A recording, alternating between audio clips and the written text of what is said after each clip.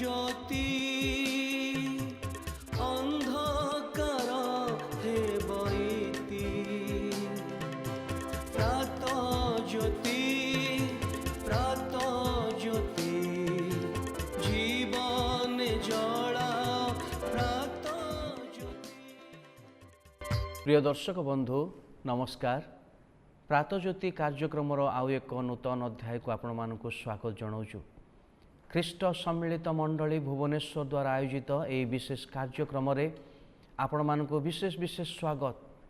ଆମେ ଈଶ୍ୱରଙ୍କୁ ଧନ୍ୟବାଦ ଦେବା ସହିତ ଆପଣଙ୍କୁ ଧନ୍ୟବାଦ ଦେଉ, କାରଣ ଆପଣ ପ୍ରତ୍ୟେକ ଦିନ ଏହି କାର୍ଯ୍ୟକ୍ରମକୁ ନିୟମିତ ଭାବରେ ଦେଖୁଛନ୍ତି ଏବଂ ଆପଣଙ୍କର ଯେଉଁ ବିଶେଷ ମତାମତ ଗୁଡ଼ିକ ଆମମାନେ ପଢ଼ୁ, ଆମେ ପ୍ରକୃତରେ ଉତ୍ସାହିତ ହେଉ ଏବଂ ଆପଣମାନଙ୍କ ନିମନ୍ତେ ବିଶେଷ ପ୍ରାର୍ଥନା ମାନେ କରୁ।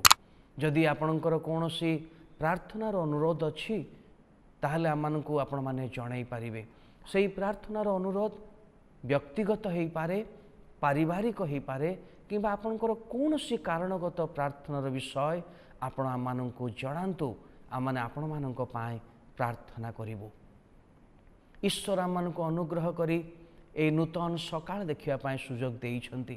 ତେଣୁ ଈଶ୍ୱରଙ୍କର ଅନୁଗ୍ରହରେ ଆଜିର ଦିନ ଆରମ୍ଭ କରୁ କରୁ ଆମମାନେ ଆଉ ଏକ ବିଷୟ ଆଲୋଚନା କରିବା। ଗତ ଏକ ଅଧ୍ୟାୟରେ ଆମମାନେ ଆଲୋଚନା କରିଥିଲୁ ଯେ ଆମମାନଙ୍କ ଜୀବନରେ ଥିବା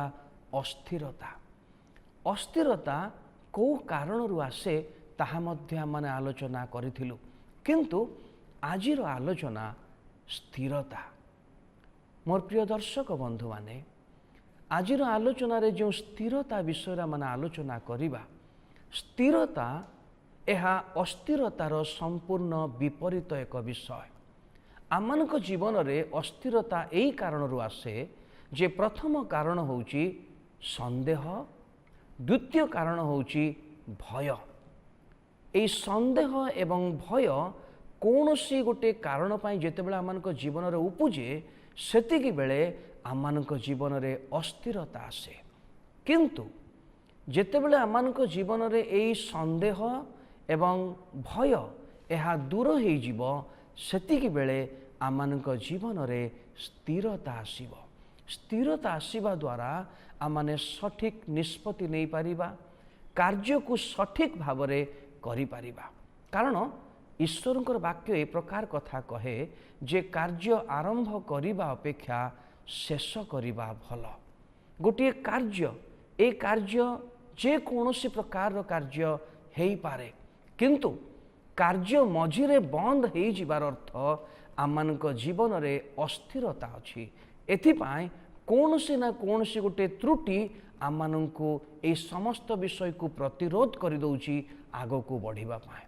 କିନ୍ତୁ ଆପଣଙ୍କ ଜୀବନରେ ଯଦି ସ୍ଥିରତା ଆଣିବା ପାଇଁ ଚାହାନ୍ତି, ତେବେ ଈଶ୍ୱରଙ୍କର ପବିତ୍ର ବାକ୍ୟ ଆମମାନଙ୍କୁ ସାହାଯ୍ୟ କରିବ ଯେ ଆମମାନଙ୍କ ଜୀବନରେ କି ପ୍ରକାର ସ୍ଥିରତା ଆସିବ। କାରଣ ଦୁଇଟି ମୂଳ ବିଷୟ ଆମମାନଙ୍କୁ ଏହି ସ୍ଥିରତାର ପଥରୁ ଆମମାନଙ୍କୁ ଦିଗହରା କରିଦିଏ ଏବଂ ଆମମାନଙ୍କୁ ଅସ୍ଥିର କରିଦିଏ।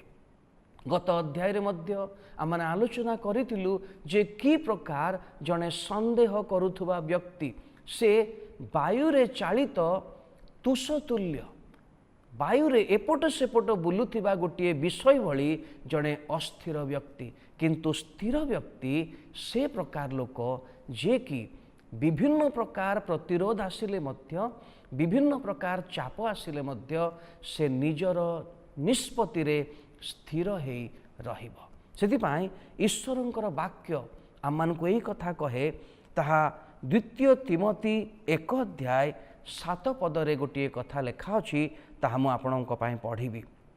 ଏହି ଜାଗାରେ ଏ ପ୍ରକାର ଲେଖା ଅଛି, କାରଣ ଈଶ୍ୱର ଆମ୍ଭମାନଙ୍କୁ ଭୀରୁତାର ଆତ୍ମା ଦେଇନାହାନ୍ତି, କିନ୍ତୁ ଶକ୍ତି, ପ୍ରେମ ଓ ସୁବୁଦ୍ଧିର ଆତ୍ମା ଦେଇଅଛନ୍ତି।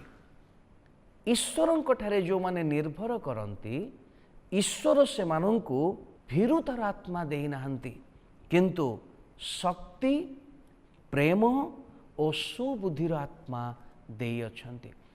ଏହି ସମସ୍ତ ବିଷୟ ଦେବା ଈଶ୍ୱରଙ୍କର କାର୍ଯ୍ୟ।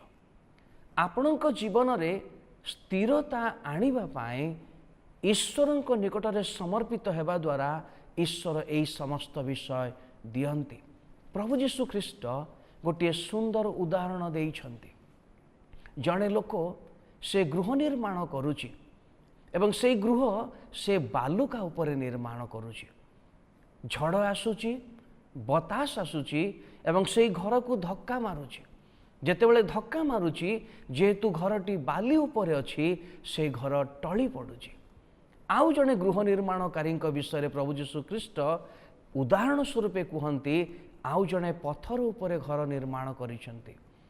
ପଥର ଉପରେ ନିର୍ମାଣ କରିଥିବା ଗୃହ ମଧ୍ୟ ଝଡ଼ ଆସୁଛି, ତୋଫାନ ଆସୁଛି, ସେଇ ଘରକୁ ଧକ୍କା ମାରୁଛି, କିନ୍ତୁ ସେଇ ଘର ଯେଉଁ ଅବସ୍ଥାରେ ଥିଲା ସେଇ ଅବସ୍ଥାରେ ଅଛି। ମୋର ପ୍ରିୟ ଦର୍ଶକ ବନ୍ଧୁ, ବାଲୁକା ଉପରେ ନିର୍ମାଣ କରିବା ଗୃହ ଏକ ଅସ୍ଥିର ବ୍ୟକ୍ତିର ଗୃହ ସଦୃଶ୍ୟ। ତାର ମୂଳଦୁଆ ଦୃଢ଼ ନୁହେଁ, କିନ୍ତୁ ପ୍ରଭୁଙ୍କ ଉପରେ ନିର୍ଭର କରିବା ସ୍ଥିର ଚିତ୍ତର ବ୍ୟକ୍ତିର ଗୃହ ପଥର ଉପରେ ନିର୍ମାଣ କରିଥିବା ଗୃହ ସଦୃଶ୍ୟ।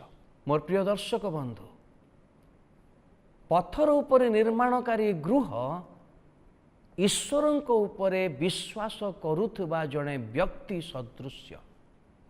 ତା ଜୀବନରେ ଅନେକ ପ୍ରକାର ଚାପ ଆସିବ, ଅନେକ ପ୍ରକାର ପ୍ରଲୋଭନ ଆସିବ, ଅନେକ ପ୍ରକାର ବିପଦ ଆସିବ। ଯେ ପ୍ରକାର ଆମେ ଗୋଟିଏ ଦୃଷ୍ଟାନ୍ତ ବିଷୟରେ ଦେଖୁଥିଲୁ ଯେ ବାଲି ଉପରେ ନିର୍ମାଣକାରୀ ଗୃହ ଏବଂ ପଥର ଉପରେ ନିର୍ମାଣ ଗୃହ।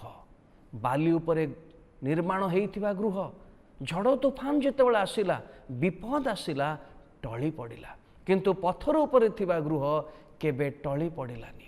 ଏହି ଦୃଷ୍ଟାନ୍ତ ପ୍ରଭୁ ଯୀଶୁ ଖ୍ରୀଷ୍ଟ ଏଇଥିପାଇଁ କହିଲେ ଯେ ସେ ହେଉଛନ୍ତି ସେଇ ପଥର, ଅର୍ଥାତ୍ ବିଶ୍ୱାସର ପ୍ରସ୍ତର, ଯା ଉପରେ ଯେ ଗୃହ ନିର୍ମାଣ କରନ୍ତି, ଅନେକ ବିପଦ ଆସିଲେ ବି, ଅନେକ ଅସ୍ଥିରତା ଆସିଲେ ବି ସେ କେବେ ହେଲେ ମଧ୍ୟ ଟଳମଳ ହେବ ନାହିଁ।